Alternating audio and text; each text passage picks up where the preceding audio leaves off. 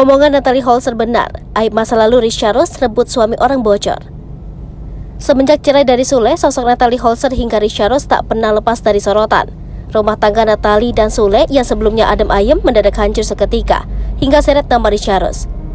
Perpisahan di antara Sule dan Natalie Holzer pun menyeret berbagai nama, salah satunya Risha Rose. Secara tiba-tiba, Sule dirumorkan berselingkuh dari Natalie Holzer. Hal ini diungkap sendiri oleh Natalie di akun media sosial Instagramnya. Dalam unggahan tersebut, Natalie menyantumkan akun seorang wanita yang bernama Risha Rose.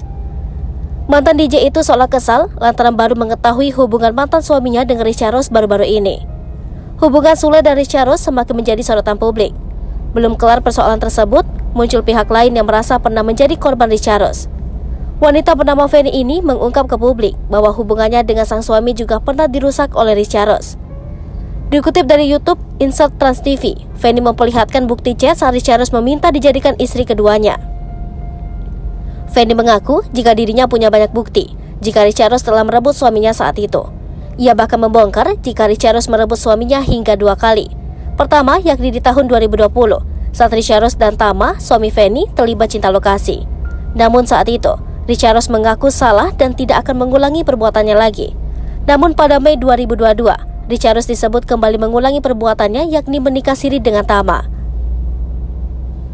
Bahkan menurut Feni, meski ia sudah disakiti oleh Risha Rose, dirinya berusaha memaafkan janda 2 anak itu. Feni menganggap Risha Rose yang sudah merebut suaminya hingga 2 kali adalah bagian dari cobaan hidupnya. Sementara itu, saat hadir di acara Rumpi, Risha mengklarifikasi bahwa saat itu ia tidak tahu bahwa Tama belum bercerai dengan Feni. Hai pemirsa Sri Popo TV, jangan lupa komen, like, dan subscribe, serta tonton terus berita-berita terupdate lainnya.